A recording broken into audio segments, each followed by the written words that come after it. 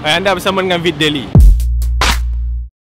Hari ni kita nak terjah Pak Mat Western Cafe yang terletak di Bukit Minyak, Bukit Mertajam ni. Saya tengok dekat Facebook page dia orang, review dengan juga rating dia memang padu gila. So nak tahu betul ke Pak Mat Western ni padu? Jom ikut saya. Pak Mat Western Cafe ni sudah tidak asing lagi bagi penduduk di sekitar Bukit Minyak, Pulau Pinang. Biasanya orang luar kalau datang Penang mesti nak cari nasi kandar kan? Tapi kali ni kami mahu anda cuba makanan western di sini.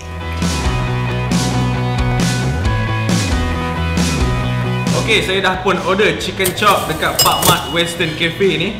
Dan biasalah kalau kita makan dekat kedai western tak sah kalau kita tak try dia punya chicken chop kan. Kat sebelah saya ni pun ada air honeydew blended. Dahsyat bang, memang refreshing.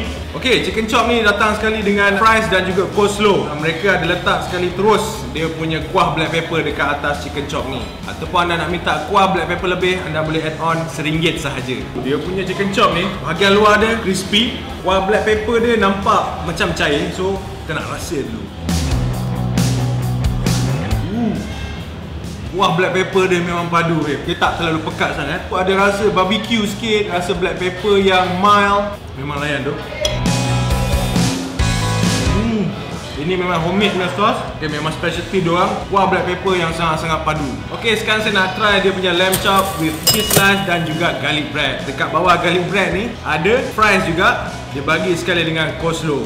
Sebelum tu saya nak try dia punya ice green tea. Boleh tahan juga dia punya green tea ni. Diorang ada letakkan cheese dekat bahagian atas lamb chop ni. Setepek cheese.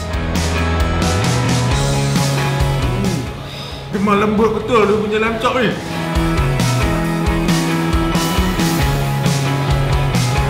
Seriously, diorang pandai betul marinate lamb chop ni.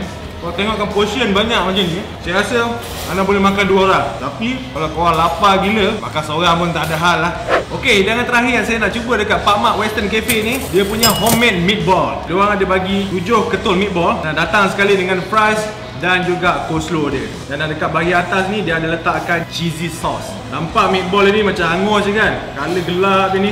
Tak apa, kita rasa dulu. Besar juga dia punya meatball ni. Meatball ni memang sangat-sangat lembut. Walaupun anda nampak macam hangus ataupun warna dia gelap, tapi memang tak ada rasa hangus langsung. Well cooked, don't judge a book by its cover. 7 ketul ni anda kena makan seorang je. Kalau kongsi memang tak cukup. Biasanya kalau kau datang Penang kau akan kena nasi kandak kan. Tapi kali ni kau boleh try makanan western di Pak Mat Western Cafe di Bukit Minyak, Bukit Mertajam ni. Memang padu dia.